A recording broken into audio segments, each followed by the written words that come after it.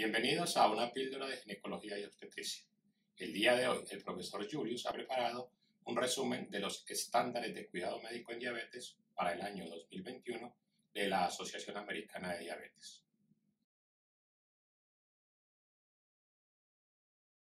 La definición operativa de diabetes es una glicemia en ayunas de 126 o más.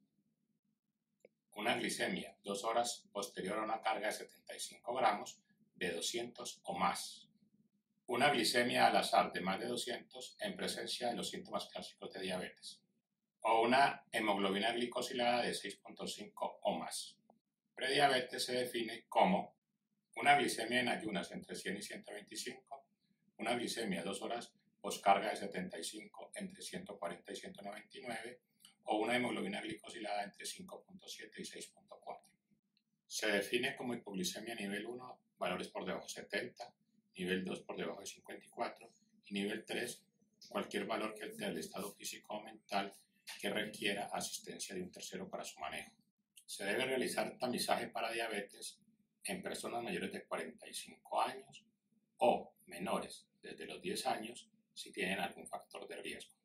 El principal factor de riesgo es el índice de masa corporal de 25 o más. En cuanto al factor de riesgo racial, es difícil de interpretar porque en esta guía prácticamente cualquier persona que no sea estadounidense está en riesgo de diabetes. Otros factores de riesgo son parientes en primer grado de consanguinidad con diabetes mellitus, historia de enfermedad cardiovascular, hipertensión arterial, HDL por debajo de 35, triglicéridos por encima de 250, síndrome de ovario androgénico, sedentarismo, signos de resistencia a la insulina como acantosis nigricans, personas que viven con VIH antes de iniciar tratamiento, cuando se va a cambiar, o cada 3 a 6 meses. Ser hijo de madre con diabetes gestacional o haber tenido restricción del crecimiento fetal. Si el resultado es normal, el tamizaje se debe hacer cada 3 años. Para personas con prediabetes se debe hacer cada año. En el seguimiento rutinario de mujeres diabéticas en edad reproductiva, se debe hacer asesoría en métodos anticonceptivos con énfasis especial en los reversibles de larga duración, que incluyen los dispositivos de cobre, los dispositivos de levonorgestrel y los implantes subdérmicos. La consulta preconcepcional de mujeres diabéticas debe incluir la evaluación de la creatinina, la microalbuminuria y la hemoglobina glicosilada.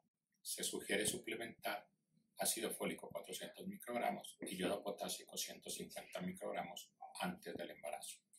Se debe enfatizar que la reducción óptima de las complicaciones maternas y fetales asociadas a la diabetes se puede alcanzar mediante una meta de hemoglobina glicosilada por debajo de 6.5 al iniciar el embarazo.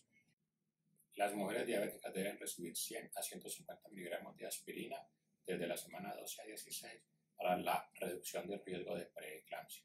Se podría definir como diabetes gestacional cualquier tipo de diabetes que se encuentre por primera vez en el embarazo. Esto acarrea el problema que muchas de las mujeres diagnosticadas durante el embarazo con diabetes realmente tienen una diabetes preexistente. Los estudios que han definido los valores para el diagnóstico de diabetes gestacional han sido hechos en la segunda mitad del embarazo. Cuando se hace tamizaje para diabetes durante la primera mitad del embarazo, se sugiere asignar el diagnóstico de diabetes preexistente cuando se cumplen los criterios generales para esto, y de diabetes gestacional cuando se cumplen los propios de esta condición. La diabetes gestacional se puede diagnosticar mediante una estrategia de un solo paso o una estrategia de 2 pasos. En ambas se hace la prueba entre la semana 24 y 28 de gestación. Para la prueba de un paso se da una carga de glucosa de 75 gramos en ayunas y se toman muestras a las 0, 1 y 2 horas. El criterio diagnóstico es por lo menos una cifra que alcance o supere estos parámetros: 92 a las 0 horas, 180 a la hora y 153 a las 2 horas. En el esquema de 2 pasos se usa una primera prueba con carga de 50 gramos que no requiere ayuno. Si la glicemia medida a la hora supera 130, 135 o 140, de acuerdo al balance de sensibilidad y especificidad que se quiera, se hace una segunda prueba. La segunda prueba se realiza con 100 gramos de carga en ayunas. El criterio diagnóstico es que por lo menos dos valores alcancen o superen los siguientes parámetros: 95 en ayunas, 180 a la hora, 155 a las 2 horas o 140 a las 3 horas. Para algunos expertos es suficiente que un solo parámetro esté alterado para iniciar un manejo.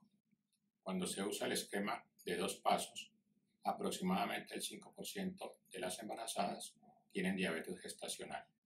Cuando se usa el esquema de un solo paso, esta cifra puede llegar hasta el 20%. El manejo inicial de la diabetes gestacional se hace con medidas nutricionales. La respuesta al manejo dietético en diabetes gestacional puede llegar hasta el 90%. La primera línea farmacológica para el manejo de la diabetes gestacional que no respondió a las medidas dietéticas, o la diabetes tipo 2 preexistente, y obviamente la tipo 1, es la insulina. No se recomiendan los agentes orales, incluso en aquellas mujeres que los venían tomando, bien sea por manejo de ovario androgénico o por diabetes preexistente. Gliburide se asocia a hipoglicemia neonatal y a falta de prevención de la macrosomía. En los estudios de seguimiento hasta los 10 años de los niños expuestos a metformina in útero, se ha observado mayores índices de masa corporal y medidas de la cintura.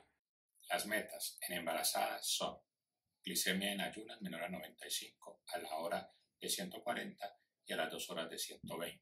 Hemoglobina glicosilada entre 6 y 7%, recordando que la hemoglobina glicosilada es un poco más baja en embarazadas por el mayor recambio de glóbulos rojos. Siempre se debe balancear la meta de hemoglobina glicosilada con el riesgo de hipoglicemia. En las mujeres con diabetes preexistente, los requerimientos de insulina se reducen durante las primeras 16 semanas de embarazo. Luego aumentan un 5% semanal hasta la semana 36, se estabilizan y vuelven a disminuir a aproximadamente la mitad en el posparto. Cuando hay una falta de aumento de los requerimientos o disminución de los mismos entre la semana 16 y 36, se debe sospechar insuficiencia placentaria. En el embarazo se debe hacer control de hemoglobina glicosilada de manera mensual. En el embarazo se acelera el desarrollo o progresión de la retinopatía.